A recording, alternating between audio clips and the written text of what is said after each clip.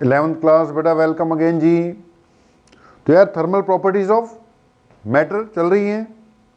Starting हमने heat and temperature से किया था बेटा, उसके बाद फिर हम टेम्परेचर में उलझ गए। सारी बातें किससे रिलेटेड चल रही हैं? टेम्परेचर से रिलेटेड ही चल रही थी। फिर थर्मल एक्सपेंशन आ गया। आज फिर से हीट वाले कंसेप्ट को बेटा टेकअप करना है। हीट को थोड़ा फिर से देखना है। कई बातें हैं इसमें करने के लिए।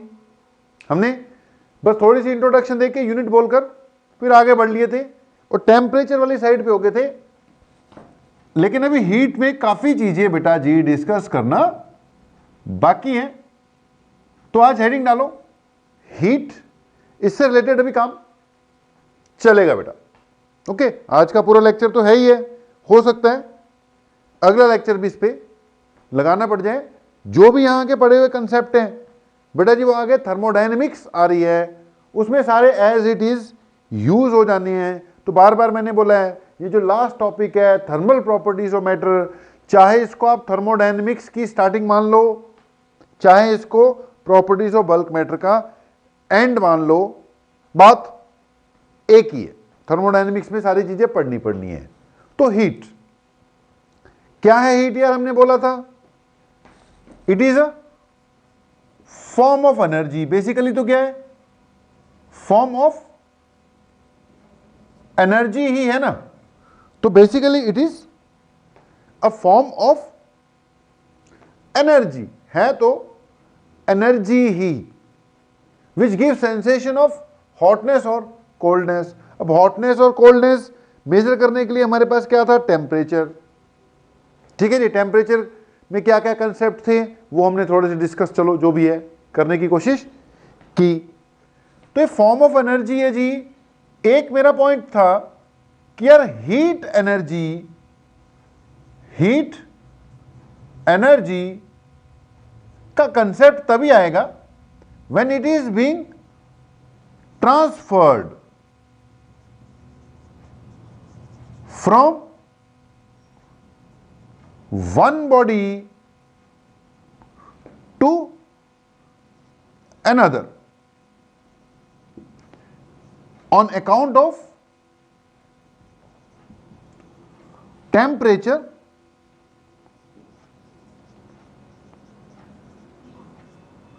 डिफरेंस। ठीक है बेटा, यार डिफरेंस ऑफ टेम्परेचर के कारण अगर एनर्जी एक बॉडी से दूसरी बॉडी की ओर फ्लो हो रही है तो वो हीट एनर्जी है। तो हीट एनर्जी स्टोर्ड फॉर्म में हम नहीं बोलते कभी भी। हीट का कंसेप्ट तभी आएगा when it is being transferred from one body to another. हम ये नहीं कभी कहेंगे कि इसमें इतनी हीट एनर्जी है। जब स्टोर्ड फॉर्म की बात करें तो उसको हीट एनर्जी नहीं, उसको उस ऑब्जेक्ट की इंटरनल एनर्जी बोला जाता है। ठीक है, इंटरनल एनर्जी इतनी है वो तो ठीक है, हीट एनर्जी इसमें इतनी है ये ठीक नहीं है। इतनी हीट गेन कर ली, it is correct. Heat lose कर दी, ये भी करेक्ट है। हीट ट्रांसफर हो गई, ये भी करेक्ट है। हीट इतनी है इसमें, ये इनकरेक्ट है। हम ये कहते हैं कि इस बंदे में बहुत एनर्जी है, ये तो सही है। इस बंदे में बहुत आग है, ये सही नहीं लगता है ना। आग होती नहीं है, आग निकलती है या एब्जॉर्ब होती है। ओके, जो हीट है, हीट ये स्टोर्ड फॉर्म में नहीं, स्टोर्ड फॉर्म में इंटरनल एनर्जी बन जाती है। तो फॉर्म ऑफ एनर्जी है जी, कब आती है? जब एक बॉडी से दूसरी बॉडी को ट्रांसफर होगा। हीट हमेशा high temperature to low temperature flow होती है। यूनिट हमने बात की थी यार इसकी, यूनिट इसकी क्या है? एनर्जी है, तो जॉल ही होगी। या फिर इसकी यूनिट जो प्रैक्टिकल यूनिट है वो कौन सी होती है? Calorie. Practical unit of heat energy is calorie, denoted by CAL. 1 calorie is equal to 4.18 joule। याद रखना जी, 1 कैलोरी बड़ा चलेगा अब। ठीक है, कैलोरी का यूज काफी ज्यादा होने वाला है। तो 1 calorie is equal to 4.18 joule, ये याद रखना है। 1 calorie is equal to 4.18 joule. ठीक है जी। अब यहां पर यार मैंने बोला कैलोरी इंपॉर्टेंट ही बहुत है, तो 1 कैलोरी की डेफिनेशन होती है यार एक, ये भी पता होनी चाहिए। लिख लेना कि 1 कैलोरी ऑफ हीट, अच्छा हीट एनर्जी, ठीक है, इसको क्यू से डिनोट करना है। ठीक है, डिनोट करने के लिए इसको किससे डिनोट करते हैं? कैपिटल क्यू से। प्रेशर को पी से यार, एनर्जी को ई से यार, हीट एनर्जी को क्यू से यार डिनोट करते हैं। It is denoted by capital Q, कभी कभी स्मॉल क्यू लगा देते हैं, लेकिन आमतौर पे कैपिटल क्यू से ही डिनोट किया जाता है। बात चल रही है कैलोरी की, तो मैंने बोला 1 कैलोरी। 1 कैलोरी की डेफिनेशन लिखना कि इट इज डिफाइंड एज, बोल देता हूं, ठीक है, तुम लोग लिख लो कि 1 calorie of heat is defined as the amount of heat energy required. It is amount of heat energy required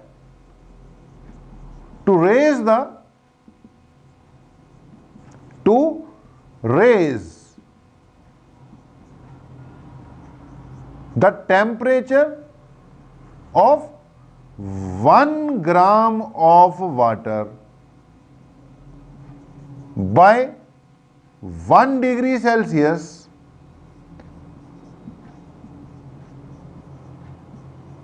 ये एक रेंज भी दी होती है कि 14.5 से 15.5 के बीच वे की, मतलब अगर एग्जैक्ट डेफिनेशन चाहिए तो ये भी बता देना चाहिए, to raise the temperature of 1 gram of water, 1 gram of पानी को 1 डिग्री सेल्सियस से राइज करने के लिए जो हीट लगेगी उसको 1 कैलोरी बोलते हैं। ठीक है, अब 1 ग्राम पानी हो, 1 ग्राम ऑफ वाटर को 1 डिग्री सेल्सियस का राइज देना है तो हीट देनी पड़ेगी। अच्छा, राइज भी कौन सा एग्जैक्ट बोलो तो 14.5 से 15.5 डिग्री सेल्सियस तक पहुंचाना है। वैसे तो ऑलमोस्ट सेम ही आता है, लेकिन बिल्कुल एग्जैक्ट निकालना हो तो टेम्परेचर की रेंज भी कौन सी, 14.5 डिग्री सेल्सियस से 15.5, वो भी क्यों बताएंगे बाद में। फिलहाल मैंने क्या बोला, what is 1 calorie? It is amount of heat required to raise the temperature of 1 gram of water by 1 degree Celsius, bracket में लिख देना इस रेंज में। ठीक है जी। अब 1 ग्राम पानी को भाई 1 डिग्री सेल्सियस से राइज करने के लिए जो हीट लगती है, 1 ग्राम पानी हो H2O, उसको 1 डिग्री सेल्सियस का टेम्परेचर चेंज देना है, तो भैया जो हीट लगेगी वो 4.18 जूल आती है ऐसे ही सिस्टम में। उसी को फिर 1 कैलोरी बोला जाता है। अब कई बार ना कैलोरी की डेफिनेशन मांग लेता है, तो ये इसकी एग्जैक्ट क्या है डेफिनेशन है, 1 कैलोरी, डिफाइन 1 कैलोरी में ये आएगा। ओके, ये वैल्यू याद होनी चाहिए, 1 calorie is equal to 4.18 joule. Heat उसकी यूनिट, उसकी प्रैक्टिकल यूनिट, और भी यूनिट्स होती हैं, लेकिन चलो हम अभी इतने से काम चलाएंगे। अगली बात जो हम लेकर आ रहे हैं वो है बेटा स्पेसिफिक हीट। क्या चीज जी?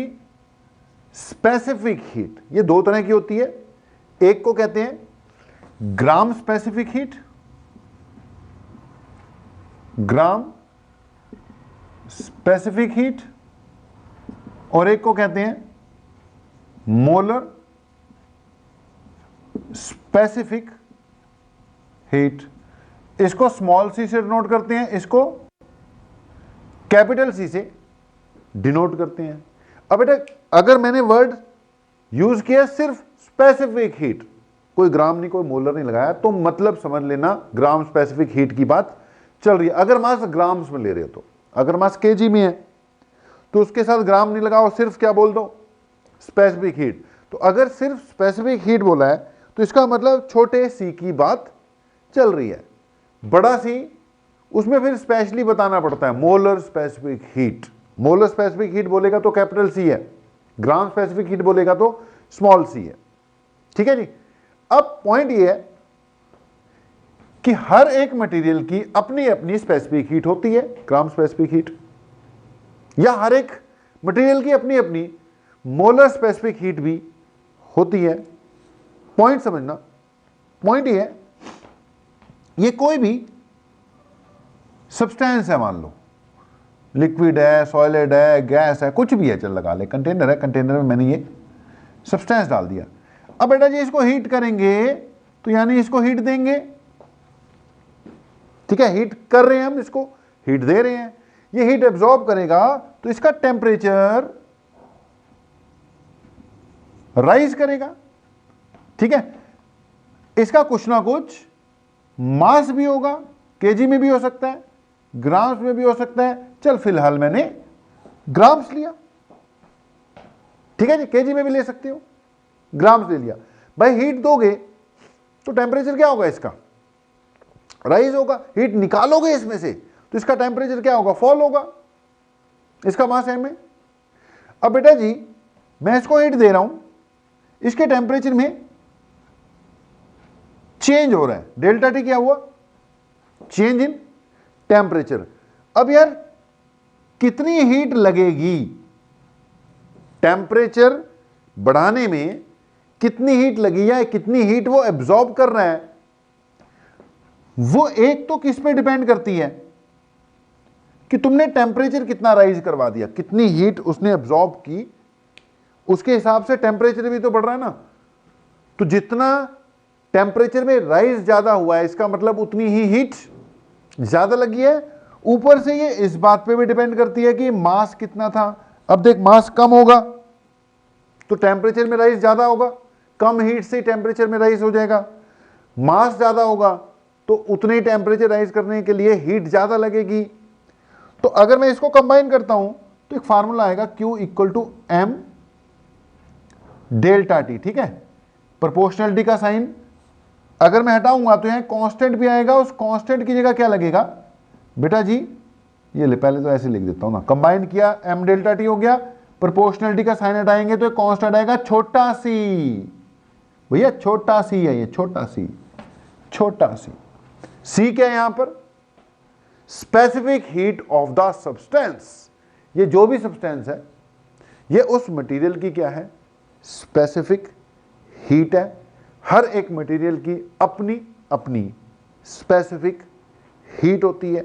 वाटर की अपनी होगी, कोई और लिक्विड होगा उसकी अपनी होगी, कोई सॉलिड मटेरियल है उसकी अपनी होगी, हर एक की अपनी अपनी स्पेसिफिक हीट होती है। ये फार्मूला बन गया आपका Q is equal to M C delta T. तो Q क्या बन गया, एम सी डेल्टा टी।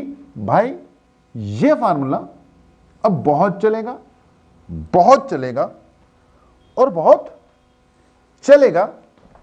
याद रखना है जी, क्या आ गया, Q is equal to M into C into delta T. बेटा जी Q equal to M C delta T में अब यहां पर जो C है ना भाई, C क्या है आपकी स्पेसिफिक हीट या ग्राम स्पेसिफिक हीट। बेटा मैं बार बार बोल रहा हूं, different materials have different specific heats. अलग अलग मटेरियल्स की स्पेसिफिक हीट अलग अलग होती है। Different materials have different specific heats. तो एक फार्मूला क्या बन गया, Q equal to M C delta T. ये याद रखना है जी, बहुत इंपॉर्टेंट है। इसको हमने क्या करना है, याद करना ही करना है। इसमें C क्या है बेटा, स्पेसिफिक हीट या ग्राम स्पेसिफिक हीट। अब यहां से मैं C को डिफाइन कर सकता हूं Q divided by M delta T. ध्यान से सुनना, C की डेफिनेशन क्या बनेगी, it is the amount of heat required, it is the amount of heat required to raise the temperature of 1 gram of mass by 1 degree Celsius. अगर इसकी definition gram specific heat करके बोलूं तो मास grams में लूंगा ना। तो क्या हुआ जी, it is the amount of heat required to raise the temperature of 1 gram of mass by 1 degree Celsius. ठीक है, अभी हम कैलोरी की डेफिनेशन दे रहे थे कि वाटर का मास कितना लेना है 1 ग्राम और टेम्परेचर कितना चेंज करना है 1 डिग्री सेल्सियस। तो अभी हम कह रहे थे 1 ग्राम ऑफ वाटर को 1 डिग्री सेल्सियस से टेम्परेचर चेंज करने के लिए 1 कैलोरी हीट लगती है। 1 कैलोरी की क्या डेफिनेशन थी कि it is the amount of heat required to raise the temperature of 1 gram of water by 1 degree Celsius. अब भाई किसी भी सब्सटेंस के 1 ग्राम को 1 डिग्री सेल्सियस से राइज करने के लिए जो हीट लगेगी उसको स्पेसिफिक हीट कहते हैं। मैं ये कहना चाहता हूं कि जो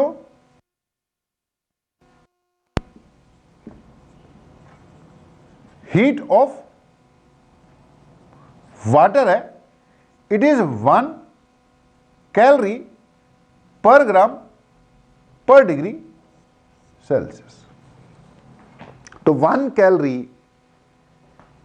4.18 जॉल एक्चुअली वाटर की स्पेसिफिक हीट भी है। तो स्पेसिफिक हीट ऑफ वाटर क्या है 1 कैलोरी। वाटर बड़ी जबरदस्त वाली चीज है।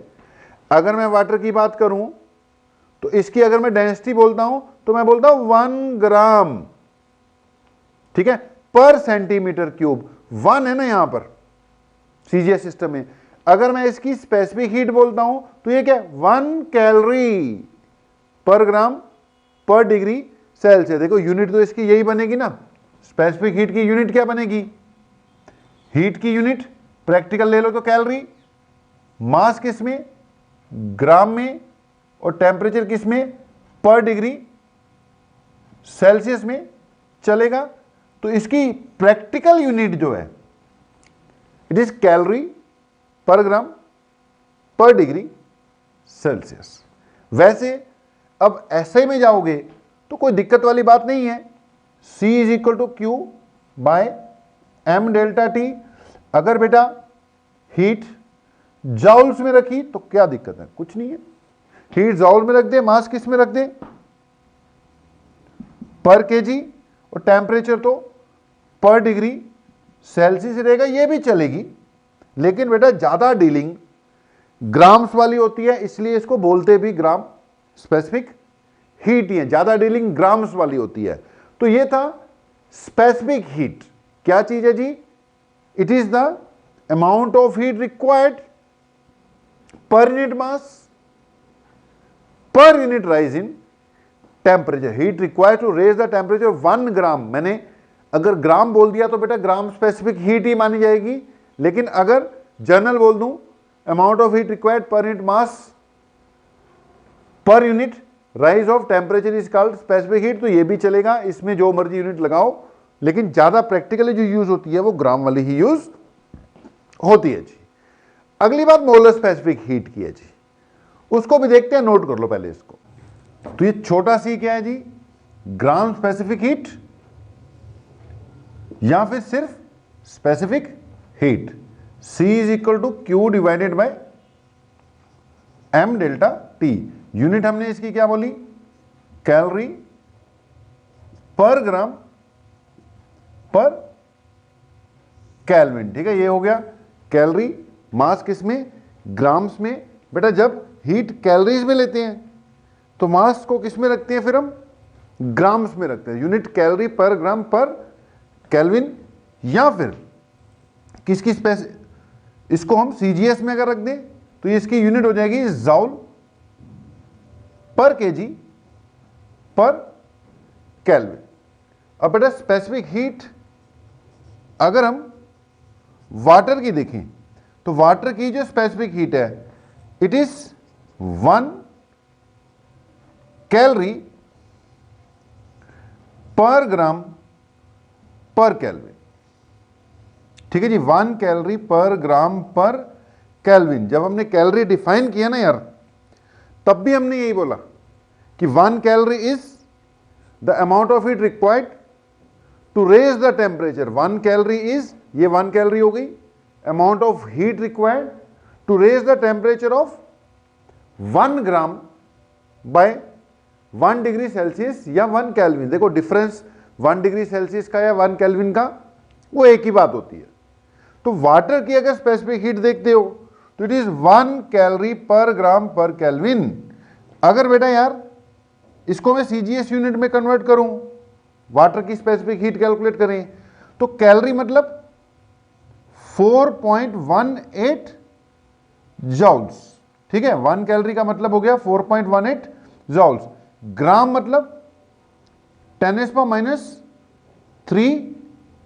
kg, पावर -1 है, ये आ गया पर केल्विन। इसको सॉल्व करूंगा तो देख -3 -1 +3 हो जाएगा, 1000 हो जाएगा ये। तो ये हो जाएगा 4.18 इंटू 10⁻³ जॉल पर केजी पर केल्विन। अब इसकी वैल्यू आ जाएगी 4180 जॉल पर केजी पर केल्विन अप्रोक्सीमेटली। कभी कभी इसको 180 को 200 करके 4200 जॉल पर केजी पर केल्विन लिख देते हैं। तो बेटा जी यार जब स्पेसिफिक हीट या ग्राम स्पेसिफिक हीट की बात होगी तो वाटर की स्पेसिफिक हीट की बात भी होगी। अब स्पेसिफिक हीट का मीनिंग क्या निकल कर आ रहा है? मोलर स्पेसिफिक हीट भी हमने डिस्कस करनी है, वो करते हैं, लेकिन स्पेसिफिक हीट का जो मीनिंग है वो क्या निकल कर आ रहा है कि भाई जितनी किसी मटेरियल की, सॉलिड हो, लिक्विड हो, गैस हो, जितनी स्पेसिफिक हीट ज्यादा होगी उतना ही उसको हीट उतना ही उसका टेम्परेचर राइज करने में हीट ज्यादा लगेगी। अब देखो ना, Q = mc डेल्टा T है। मान लो मैं टेम्परेचर का राइज करना चाहता हूं तो कितनी हीट चाहिए, एक तो डिपेंड करता है कितना टेम्परेचर राइज करना है, directly proportional to rise of temp. मान लो मुझे राइज 1 डिग्री सेल्सियस ही करना है तो डेल्टा T तो फिक्स हो गया।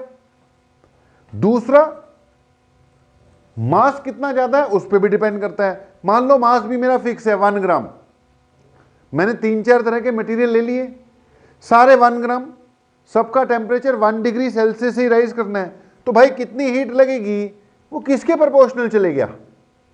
स्पेसिफिक हीट के प्रोपोर्शनल चले गया ना। बात को समझो, मैंने बोला टेम्परेचर तो कांस्टेंट है सबके लिए। 10 मेरे पास मटेरियल हैं ABCDEFGHI, 10 के 10 की जो मैंने क्वांटिटी ली है वो 1 ग्राम ही ली है, सारे 1 ग्राम है, सबका टेम्परेचर 1 डिग्री सेल्सियस से राइज करना है, तो ये भी फिक्स कर दिया, ये भी फिक्स कर दिया, तो कितनी हीट लगेगी स्पेसिफिक हीट पे डिपेंड कर रही है ना। तो पॉइंट क्या है? More the specific heat more will be the heat required to raise the temperature by 1 degree Celsius. तो Q directly proportional to C होता है, यानी कि जिसकी स्पेसिफिक हीट ज्यादा है उसके टेम्परेचर को बढ़ाने में ज्यादा हीट लगेगी पर डिग्री सेल्सियस से। उसके टेम्परेचर को जब हम रेज करेंगे तो उसको ज्यादा हीट लगेगी। एक A है और एक B है। A की स्पेसिफिक हीट कम है तो उसका टेम्परेचर जल्दी बढ़ जाएगा। जिन मटेरियल्स की स्पेसिफिक हीट कम होती है वो जल्दी हीट अप हो जाते हैं। अच्छा, स्पेसिफिक हीट का एक रिवर्स फंडा भी है। मैंने बोला कि स्पेसिफिक हीट क्या है? C = Q/m delta T। हमने बोला यार स्पेसिफिक हीट क्या है? Amount of heat required to raise the temperature of unit mass by 1 degree Celsius. अब बेटा ये रिवर्स भी है। रिवर्स कैसे? अगर मुझे किसी मटेरियल का टेम्परेचर कम करना है तो उसमें से हीट एक्सट्रैक्ट करनी पड़ेगी। अगर उसका टेम्परेचर बढ़ाना है तो उसको हीट देनी पड़ेगी।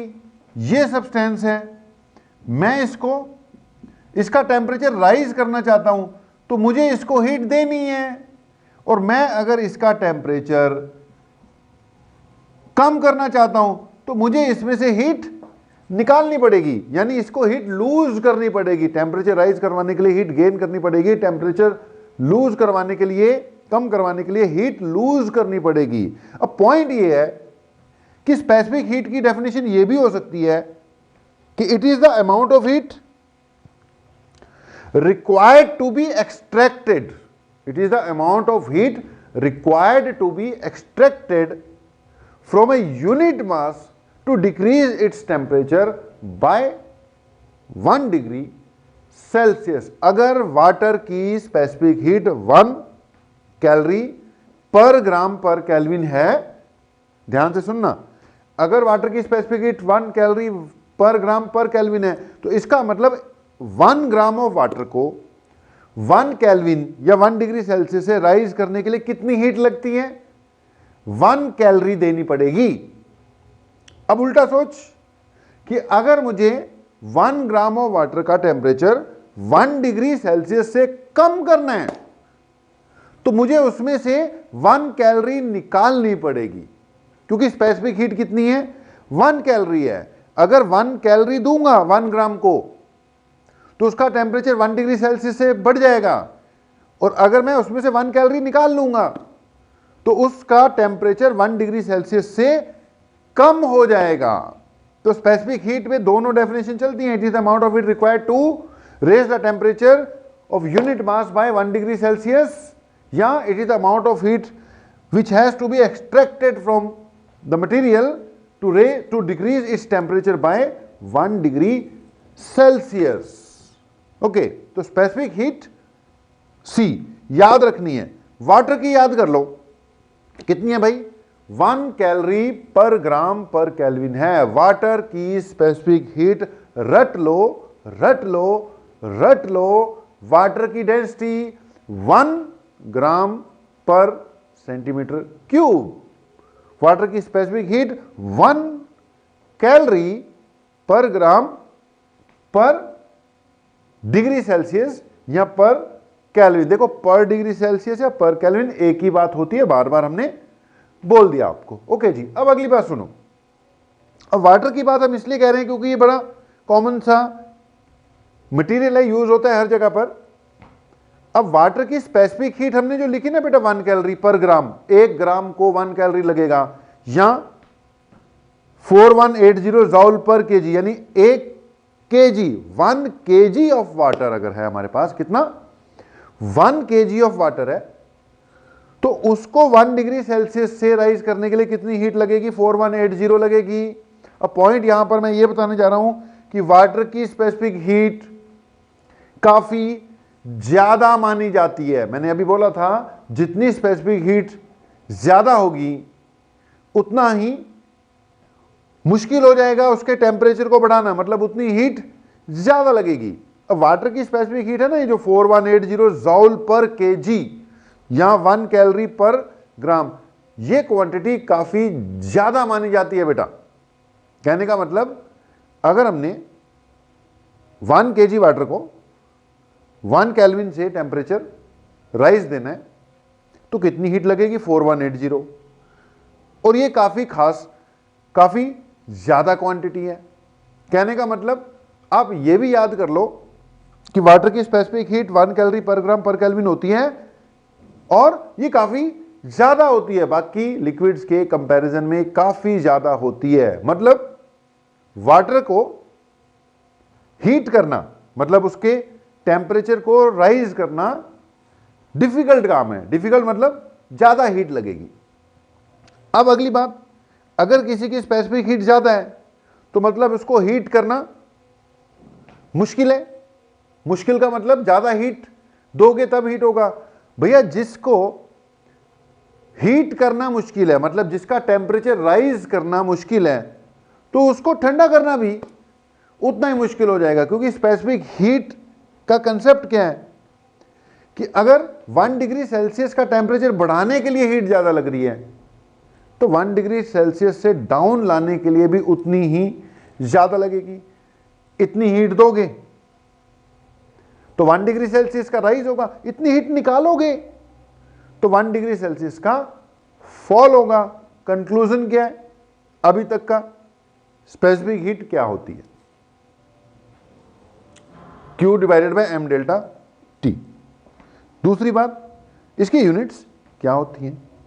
तीसरी बात, वाटर की स्पेसिफिक हीट कितनी होती है। चौथी बात, वाटर की स्पेसिफिक हीट काफी ज्यादा होती है, ये ज्यादा वैल्यू है।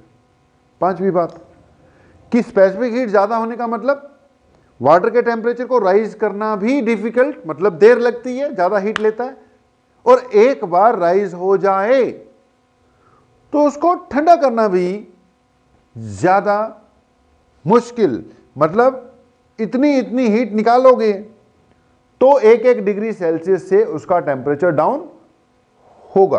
तो फाइनल बात, वाटर की स्पेसिफिक हीट याद रखनी है और ये वैल्यू ज्यादा होती है, ये भी पॉइंट याद रखना है। अब वाटर की बेटा स्पेसिफिक हीट ज्यादा है, इसलिए इसको 2-3 जगह पर यूज किया जाता है। आपने देखा होगा कि जो गाड़ियां होती है ना, कार या अदर बिग व्हीकल्स, इनका आगे जहां पर इंजन होता है ना, इंजन बोनट खोलो, वहां पे पूरा इंजन का सेटअप है, वहां पर एक रेडिएटर लगा होता है।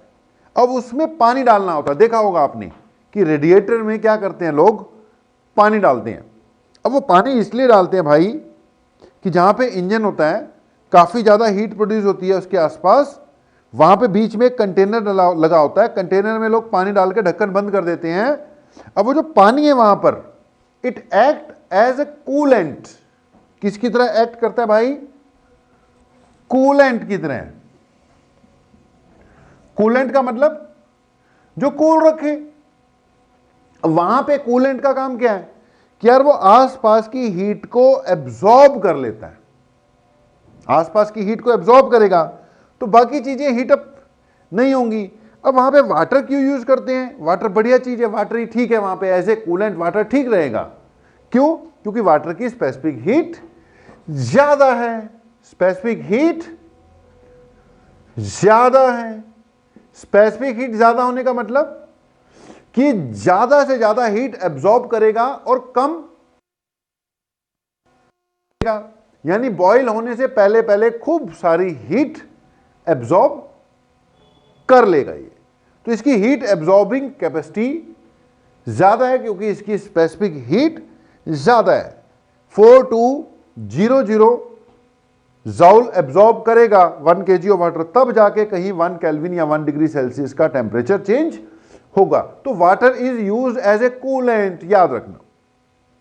एक और वाटर का यूज आपने देखा होगा कि घरों में आमतौर पे अगर हमारे घर में कोई बुजुर्ग वगैरह है ना, तो एक ना रबर की बोतल सी आती है, रबर का बैग सा आता है जिसको रबर बोतल कहते हैं। उसमें क्या करते हैं, गर्म पानी कर कर उसमें डालकर उससे ना सेक वेक लेते हैं। मान लो कोई शरीर में दर्द वर्द होता है तो बड़े बूढ़े रखते ही हैं अपने घर में यार, तो उसमें क्या करते हैं, पानी गर्म करके पानी डाल देते हैं और उसको बंद करके उससे धीरे धीरे धीरे धीरे क्या लेते रहते हैं, सेक लेते रहते हैं। अब उसमें भी यार वाटर ही सही है। क्यों?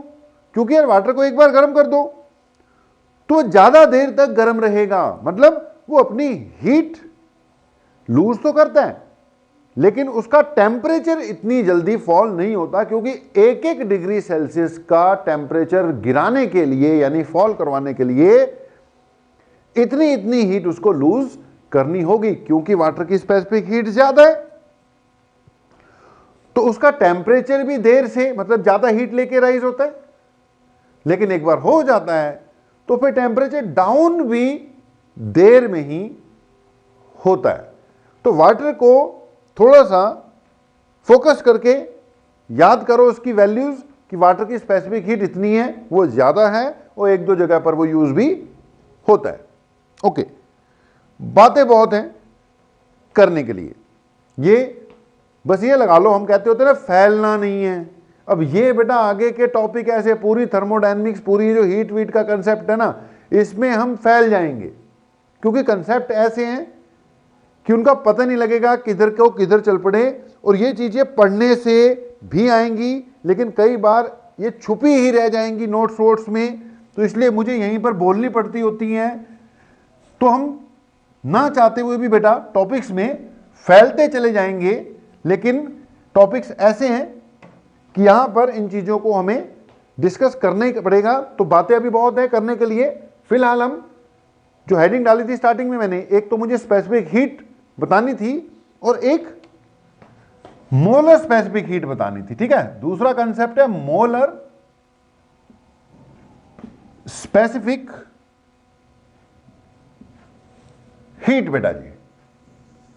तो अपने पास हमने बोला अगर मास ग्राम्स में दे रखा है या केजी में दे रखा है तो उस वक्त ये जो स्मॉल सी यूज करते हैं हम, स्पेसिफिक हीट या ग्राम स्पेसिफिक हीट, ठीक है। ग्राम्स में ही आमतौर पे चलता है तो ग्राम स्पेसिफिक हीट कहते हैं, केजी में ले लो तो सिर्फ इसको क्या कहते हैं, स्मॉल सी स्पेसिफिक हीट है।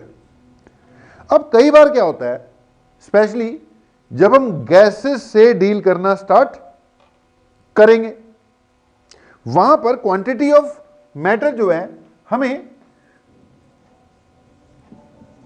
मोल्स में दी होगी, यानी हमें मास m देने की बजाय वो नंबर ऑफ मोल्स दे देगा, ठीक है। मास देने की बजाय नंबर ऑफ मोल्स दे देगा। अच्छा, नंबर ऑफ मोल्स और मास के बीच में ये रिलेशन है, आपको पता है, number of moles is equal to mass divided by molecular mass of the material या molecular mass of the molecule या atomic mass of the atom. हाँ, यहां पे ये जो मास है ये किस में होना चाहिए, इन ग्राम्स होना चाहिए, ठीक है। मास किस में होना चाहिए, ग्राम्स होना चाहिए। तो मैं कह रहा था अगर हमें यार नंबर ऑफ मोल्स दिया हो तो सेम फार्मूला क्या हो जाएगा, Q equal to N M का जगह ले लेगा। फार्मूला क्या था, एम सी डेल्टा टी, अब हो जाएगा एन सी डेल्टा टी। क्या हो जाएगा जी, N C delta T. N क्या हो गया, नंबर ऑफ मोल्स। अब ये कैपिटल सी है भाई, ये जो स्पेसिफिक हीट जब एम सी डेल्टा टी चलता है, एम सी डेल्टा टी बेटा जी चलता है जब, तो स्मॉल सी लगता है, वो स्मॉल सी स्पेसिफिक हीट है, ग्राम स्पेसिफिक हीट, ठीक है। ये क्या है, molar specific heat. Capital C क्या है, मोलर स्पेसिफिक हीट। कंसेप्ट वही है, बस मास की बजाय हमें क्या प्रोवाइड कर रखा है, नंबर ऑफ मोल्स। तो फिर स्पेसिफिक हीट भी कुछ और हो जाएगी, उसको मोलर स्पेसिफिक हीट बोलेंगे। मोलर स्पेसिफिक हीट की डेफिनेशन देख लोगे तो Q by N delta T की बजाय ये m डेल्टा टी आ जाएगा। और क्या बात बनेगी, it is the amount of heat required to raise the temperature of 1 mole of the substance by 1 degree Celsius या 1 डिग्री केल्विन। अब देखो बार बार मैं बोल रहा हूं क्योंकि ये डिफरेंस है, डिफरेंस, दो टेम्परेचर का डिफरेंस लोगे तो केल्विन स्केल या सेल्सियस स्केल में कोई फर्क नहीं रह जाता। दो टेम्परेचर के बीच का डिफरेंस जो है केल्विन में सेल्सियस में दोनों में सेम ही आता है, इसलिए बार बार मैं दोनों ही बोल देता हूं। पर केल्विन भी बोलते हैं, कई बार पर डिग्री सेल्सियस भी बोल सकते हैं। तो what is molar specific heat जी, it is the amount of heat required to raise the temperature of 1 mole of the substance by 1 degree Celsius, या it is the amount of heat required to decrease the temperature, amount of heat required to be extracted to decrease the temperature of 1 mole of the substance by 1 degree Celsius। अगर molar specific heat ज्यादा है तो मतलब temperature rise करने के लिए ज्यादा heat लगेगी, टेम्परेचर फॉल करने के लिए ज्यादा हीट निकालनी पड़ेगी। बात तो वही है, बस क्वांटिटी हमें मोल्स में प्रोवाइड की हुई है। जो सॉलिड्स वगैरह होते हैं ना बेटा, सॉलिड्स और लिक्विड्स, उनमें ग्राम्स में ही ज्यादा मिलता है हमें। सॉलिड और लिक्विड में हमें ग्राम्स में ज्यादा अवेलेबल होगा ये मास, लेकिन गैसेस में जो मास है वो ग्राम्स की बजाय नंबर ऑफ मोल्स के टर्म्स में प्रोवाइड करते हैं, तो गैसेस में ये मोलर स्पेसिफिक हीट ज्यादा लगेगी। अच्छा, मोलर स्पेसिफिक हीट दो तरह की होती है, स्पेसिफिक हीट भी दो तरह की हो सकती है, एक एट कांस्टेंट वॉल्यूम या एक कांस्टेंट प्रेशर। लेकिन बेटा ये जो स्पेसिफिक हीट है इसका सॉलिड्स में जब यूज होगा तो सॉलिड्स में हीट करने से को वॉल्यूम में इतना कोई खास फर्क पड़ता नहीं है, सॉलिड लिक्विड में वॉल्यूम में कोई इतना खास फर्क पड़ता नहीं है। इसलिए सॉलिड्स के साथ डील करते वक्त पहली बात तो मोलर स्पेसिफिक हीट का कंसेप्ट आता ही नहीं है, बहुत कम आता है। मोलर स्पेसिफिक हीट का कंसेप्ट बहुत कम आता है लेकिन बहुत कम आता है, ज्यादातर स्पेसिफिक हीट ही देखते हैं। और सॉलिड्स और लिक्विड्स में उसकी को वॉल्यूम इतनी ज्यादा बढ़ती नहीं है, इसलिए फिर एट कांस्टेंट वॉल्यूम या एट कांस्टेंट प्रेशर का कंसेप्ट सॉलिड्स में आता नहीं है। ठीक है, गैसेस में जब इसका यूज करेंगे तो आ सकता है। ठीक है जी, अगर हम गैस से डील कर रहे हैं, मेरी बात को ध्यान से समझना, मैं कह रहा हूं if we are dealing with solids and liquids, पहला पॉइंट सुनो, अगर हम सॉलिड्स एंड लिक्विड से डील कर रहे हैं तो मोलर स्पेसिफिक हीट का कंसेप्ट बहुत कम यूज होता है, हो सकता है लेकिन प्रैक्टिकली बहुत कम यूज होता है। कौन सा यूज होता है? स्पेसिफिक हीट ही होता है। और अगर हम सॉलिड्स पे हैं, लिक्विड्स पे हैं, तो स्पेसिफिक हीट का यूज होगा, फिर ये कांस्टेंट वॉल्यूम कांस्टेंट प्रेशर का भी यूज नहीं होता, यानी सॉलिड लिक्विड में स्मॉल सी ही चलता है, उसको कांस्टेंट प्रेशर कांस्टेंट वॉल्यूम की जरूरत नहीं पड़ती। लेकिन हम गैसेस के साथ डील कर रहे हैं, पहली बात कि ज्यादा डीलिंग किसकी होती है? मोल्स में होती है, तो मोलर स्पेसिफिक हीट की ज्यादा डीलिंग होगी। ठीक है, अब मोलर स्पेसिफिक हीट की डीलिंग तो होगी, ऊपर से गैसेस जो हैं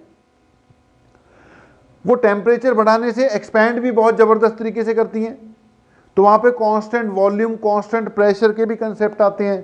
तो जो कैपिटल सी है वो दो तरह की होगी, बाकी बाद में डिस्कस करेंगे, molar specific heat at constant pressure या molar specific heat at constant volume.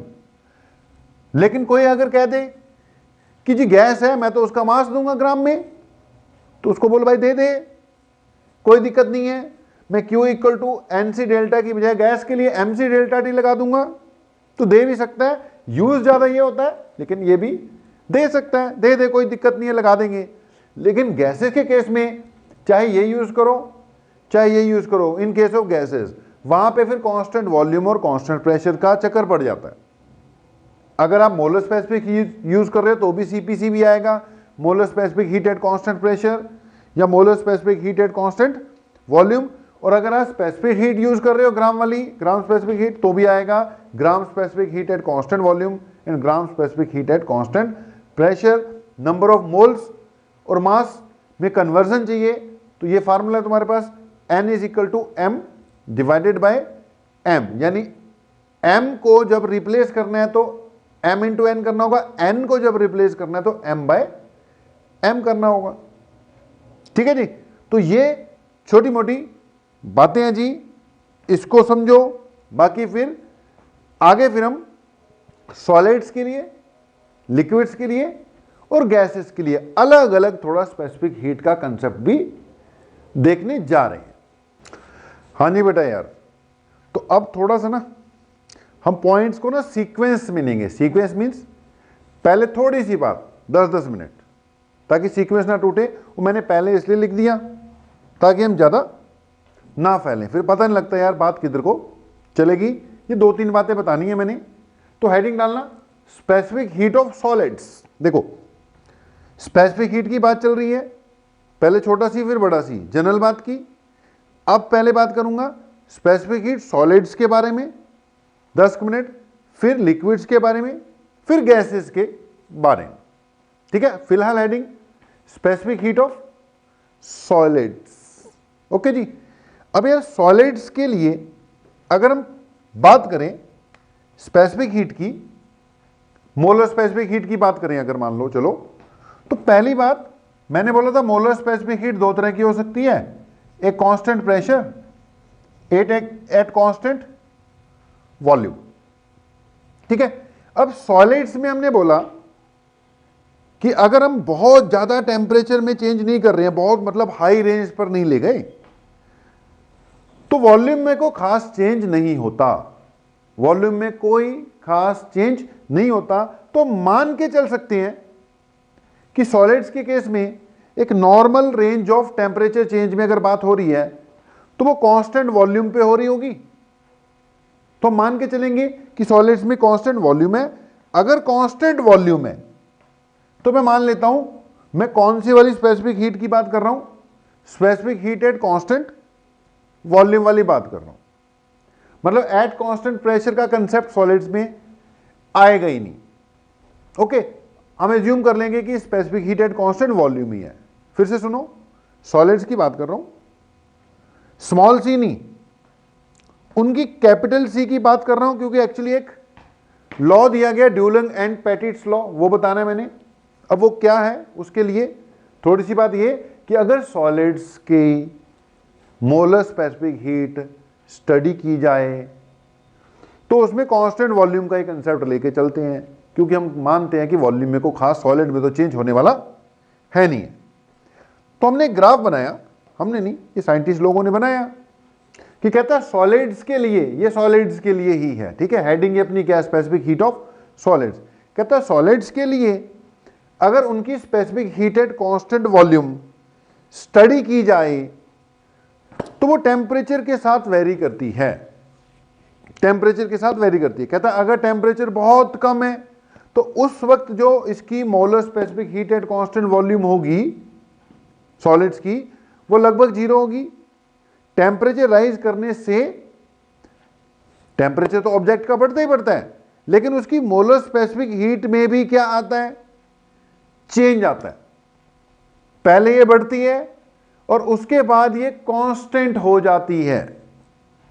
Molar specific heat very low temperature पर ये 0 है बेटा, ठीक है। वेरी लो टेम्परेचर पर मोलर स्पेसिफिक हीट कम होती है, लेकिन रूम टेम्परेचर पर आते आते ये मान ले क्या है, रूम टेम्परेचर, रूम टेम्परेचर तक आते आते इसको एक साइंटिस्ट था डिबाय, उसने बताया था। तो इस टेम्परेचर को डिबाय टेम्परेचर भी कहा जाता है। और मैं बोल रहा हूं for most of solids, for most of solids Debye temperature is equal to room temperature. इसलिए मैंने रूम टेम्परेचर लिख दिया। चलो मान लो मैंने रूम टेम्परेचर नहीं लिखा, तो पॉइंट क्या था, अगर टेम्परेचर लो होगा स्पेसिफिक हीट कम होगी, टेम्परेचर बढ़ाओगे स्पेसिफिक हीट बढ़ती जाएगी बढ़ती जाएगी बढ़ती जाएगी, एक पर्टिकुलर टेम्परेचर पर जिसको कि डिबाय टेम्परेचर कहते हैं। ये जो मोलर स्पेसिफिक हीट है किसी भी सॉलिड की, वो कांस्टेंट हो जाएगी। और मैंने क्या बोला, ज्यादातर सॉलिड्स के लिए डिबाय टेम्परेचर है वो किसके इक्वल होता है, रूम टेम्परेचर। यानी रूम टेम्परेचर पर लगभग सब सॉलिड्स की मोलर स्पेसिफिक हीट कांस्टेंट होती है। Eight room temperature molar specific heat at constant volume for almost all solids is constant. और इसकी वैल्यू कितनी होती है, इक्वल टू 3R। देखो CV किसके इक्वल, 3R के। तो CV is equal to 3R for most of the solids at room temperature. ठीक है जी, फिर से सुन लो, ज्यादातर सॉलिड्स के लिए कम टेम्परेचर पर, यानी रूम टेम्परेचर से काफी कम टेम्परेचर पर जो उसकी मोलर स्पेसिफिक हीट होती है CV, वो बहुत कम होती है जैसे जैसे टेम्परेचर राइज होता है, सीवी की वैल्यू यानी molar specific heat at constant volume की वैल्यू बढ़ने लग जाती है, और रूम टेम्परेचर पर आते आते, डिबाई टेम्परेचर पर आते आते ये क्या हो जाती है, कांस्टेंट हो जाती है। एंड इट इज ऑब्जर्व कि ज्यादातर सॉलिड्स के लिए ये जो डिबाई टेम्परेचर है, जहां पर मोलर स्पेसिफिक हीट कांस्टेंट हो जानी थी सीवी, वो रूम टेम्परेचर के इक्वल ही होता है। तो इसलिए इस पॉइंट को मैं डिबाई टेम्परेचर भी कह रहा हूं और रूम टेम्परेचर भी कह रहा हूं। Once more, for most of the solids at low temperature specific heat remains low. When temperature rises, specific heat also rises and reaches a constant value. After that, the specific heat will not increase. That temperature at which the specific heat of solid become a constant is termed as Debye temperature. And for most of the solids, Debye temperature is equal to room temperature.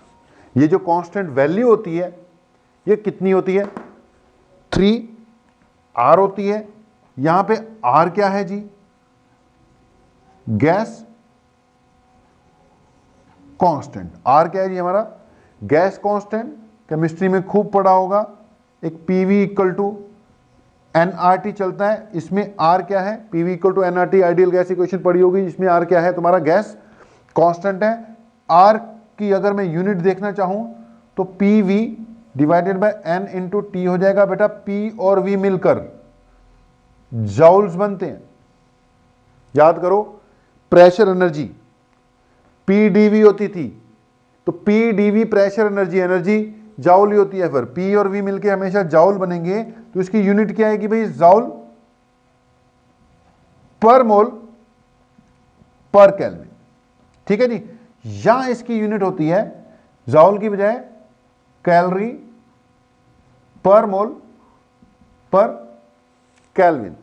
Okay, are की value 8.314 joule per mole per kelvin होती है, या are की value approximate calorie per mole per kelvin होती है। भैया ये 8.314 है, इसको कैलोरी में कन्वर्ट करोगे, जाउल को कैलोरी में किया है बस, जाउल को कैलोरी में किया है बस। मोल तो मोल ही है, केल्विन तो केल्विन है भैया। जाउल को जब कैलोरी में कन्वर्ट करोगे तो आपको पता है 1 calorie is equal to 4.18 joule. Joule को भैया जब कैलोरी में कन्वर्ट करोगे तो 4.18 से डिवाइड करना पड़ेगा। अब 8.314 को 4.18 से डिवाइड कर दोगे तो अप्रोक्सीमेटली क्या आ जाएगा, 2 आ जाएगा। ये जितनी भी वैल्यूज है मैं ऐसे ही नहीं लिख रहा हूं, हर एक वैल्यू याद होनी चाहिए, काम आनी है, तभी मैंने पहले पॉइंट लिख दिए थे कि ज्यादा मैं लिखूं ही ना। तो ये जो वैल्यूज हैं भाई हर जगह काम आने वाली हैं, हर क्वेश्चन में हर जगह पर ये वैल्यूज आपको काम आने वाली हैं। तो R is equal to 8.314 joule per mole per kelvin, R is equal to 2 calorie per mole per kelvin. तो R अपना गैस कांस्टेंट है यार। तो फिर से ये वाला पॉइंट तो हो ही गया। एक बार फिर चल बोल देता हूं कि सॉलिड्स के लिए अगर मैं बात करता हूं तो लो टेम्परेचर पे उसकी स्पेसिफिक हीट कम होती है, लेकिन जैसे जैसे टेम्परेचर राइज करते हैं उसकी स्पेसिफिक हीट बढ़ती जाती है। एक पर्टिकुलर टेम्परेचर जिसको कि डिबाई टेम्परेचर कहते हैं, वहां पर आकर उसकी molar specific heat CV constant हो जाती है, जिसकी वैल्यू किसके इक्वल होती है, 3R के इक्वल होती है। ज्यादातर सॉलिड्स के लिए ये डिबाई टेम्परेचर रूम टेम्परेचर के इक्वल होता है, यानी रूम टेम्परेचर पर, बस फाइनल बात क्या है, रूम टेम्परेचर पर ज्यादातर सॉलिड्स की स्पेसिफिक हीट कांस्टेंट होती है, जो कि किसके इक्वल होती है, 3R के इक्वल होती है। अब ये जो बात है ना, इसी को ड्यूलोंग्स एंड पेटिट लॉ भी बोला जाता है। अब अगर कोई कहे आपसे कि जी स्टेट ड्यूलोंग्स एंड पेटिट लॉ, तो उसकी स्टेटमेंट क्या है? For most of the solids at room temperature. भाई स्टेटमेंट मैंने पहले लिख दी बातों बातों में। तो ड्यूलिंग एंड पेटिट लॉ, पहली हेडिंग थी स्पेसिफिक हीट ऑफ सॉलिड्स, अगली हेडिंग डाल लो ड्यूलिंग एंड पेटिट लॉ। अब ड्यूलिंग एंड पेटिट लॉ की स्टेटमेंट मैं लिख चुका हूं, आप अपनी हेडिंग डाल लो ड्यूलिंग एंड पेटिट्स लॉ। तो उसकी स्टेटमेंट क्या बनती है कि जी at room temperature for most of the solids specific heat remains constant and is equal to 3R। फिर R इज गैस कांस्टेंट, उसकी वैल्यू ऐसे ऐसे 8.314 ऐसे करके लिख लो। अच्छा, R अगर कांस्टेंट है तो इसकी अगर मैं वैल्यू पुट करूंगा यहां पर 3 इंटू R, R की वैल्यू 2 है ना, तो ये हो जाएगी 6 calorie per mole per kelvin. ठीक है जी। तो हम ये भी कह सकते हैं यार ज्यादातर सॉलिड्स के लिए रूम टेम्परेचर पर specific heat at constant volume constant रहती है, जो कि 3R के इक्वल होती है, यानी कि जो कि 6 calorie per mole per kelvin के इक्वल होती है। या फिर अगर मैं ये वाली वैल्यू यूज कर देता तो ये 3 है भाई, ये 8.314 है, 8 3 जा 24, साथ में 0.314 भी है, तो ये अप्रोक्सीमेटली 25 जूल पर मोल पर केल्विन आएगा। भैया याद रखनी है बातें, ऐसे ही नहीं लिखा रहा, याद रखनी है। यह भी बात हो गई, ड्यूलिंग एंड पेटिट लॉ की बात भी हो गई। ये ड्यूलिंग एंड पेटिट लॉ ही था, पर पता होना चाहिए ड्यूलिंग एंड पेटिट लॉ में क्या स्टेटमेंट देनी है। और एक ये वाली वैल्यू भी याद रख लेनी है जी। ठीक है, सॉलिड्स की बात चल रही है। अब एक और बात रहेगी, डिबाइज लॉ। अब ये डिबाई लॉ भी कर ही देते हैं। डिबाई लॉ यहां लिख देता हूं यार, अब वो वैल्यू लिखी हुई है, इंपॉर्टेंट है, 2 मिनट के लिए लिखे रहने देते हैं। तो डिबाइज लॉ क्या कहता है? ये तो duelling law and Petit law, ये डिबाई टेम्परेचर। कल को कोई पूछ लेगा यार डिबाई टेम्परेचर क्या है, तो बोल देना भाई वो टेम्परेचर जहां पर किसी भी सॉलिड की स्पेसिफिक हीट कांस्टेंट हो जाती है, जो कि 3R के इक्वल हो जाती है। R गैस कांस्टेंट है, वैल्यू करके सब आई गई है। अगली बात, एक डिबाइज लॉ, ये तीसरी हेडिंग डाल लेना बेटा सॉलिड्स में। अब डिबाइज लॉ कहता है कि एट लो टेम्परेचर, मतलब काफी कम टेम्परेचर पर सॉलिड्स की जो स्पेसिफिक हीट होती है, it is directly proportional two cube of its temperature. ठीक है, अब ये डिबाइज लॉ है। अब आ जाएगा भाई, क्या करोगे, लिखना पड़ेगा ना कि specific heat for solids at low temperature बोला मैंने, is directly proportional to T cube. देख लो टेम्परेचर बड़ी तेजी से बढ़ा ना, तो यहां लग रहा है डिबाई लॉ। उसके बाद Dulong and Petit law, constant हो जाती है ना, तो Debye law at low temperature है। ये जो रीजन है ये डिबाई लॉ है, बड़ी तेजी से बढ़ रहा है ना, प्रोपोर्शनल टू टी क्यूब है। उसके बाद कांस्टेंट हो गया, कौन सा हो गया, ड्यूलिंग एंड पेटिट लॉ हो गया। अच्छा, यहां पर एक पॉइंट है कि ये जो लगेगा, ये 3 मटेरियल्स होते हैं, स्ट्रोंशियम होता है, एक लेड होता है, ठीक है जी, और एक प्लेटिनम, इन तीनों को छोड़कर। ठीक है, अब फिर वही बात नोट कर लो यार, बातें इतनी ही है कि बंदा कितना घुसेगा इन चीजों के बीच में, इनको छोड़कर। ठीक है जी, तो डिबाइज लॉ हो गया जी, Dulong and Petit law, Debye law, और ये बात हमने कर ली। बाकी यहां पर कुछ मटेरियल्स की बेटा स्पेसिफिक हीट और मोलर स्पेसिफिक हीट दे रखी है, बस एक आइडिया देना होता है, याद करने की जरूरत नहीं है, वो क्वेश्चन में दिया होता है, एक आधी अपने आप धीरे धीरे याद हो जाएगी। हाँ, वाटर की स्पेसिफिक हीट मैंने बोला याद रखनी है 1 कैलोरी पर ग्राम। और उसके बाद अब सॉलिड्स की बात चल रही है ना, सॉलिड्स, तो वाटर जब सॉलिड फॉर्म में होगा तो क्या बन जाएगा, वाटर, अगर वाटर की तो याद कर ली, कितनी जी, 1 कैलोरी पर ग्राम पर केल्विन, ठीक है जी। अब वाटर ही जब सॉलिड फॉर्म में होगा, क्योंकि बात अभी सॉलिड की चल रही थी, वो क्या बन जाएगा, आइस बन जाएगा। अब जब वो आइस बन जाएगा, आइस, तो जब आइस बनेगा जी, उस वक्त इसकी जो स्पेसिफिसिटी होगी 0.5 कैलोरी पर ग्राम पर केल्विन आएगी। फर्क है देख, अगर बर्फ को गर्म करेगा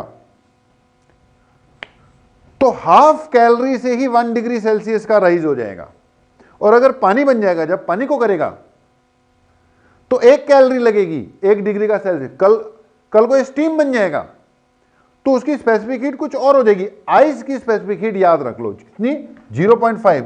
ऐसे में कितनी होती थी भाई, ये अप्रोक्सीमेटली 4200 जूल पर केजी पर केल्विन, और ये कितनी हो जाएगी, 1 कैलोरी की आधी है ना 0.5, तो इसकी आधी हो जाएगी 2100 जूल पर केजी पर केल्विन।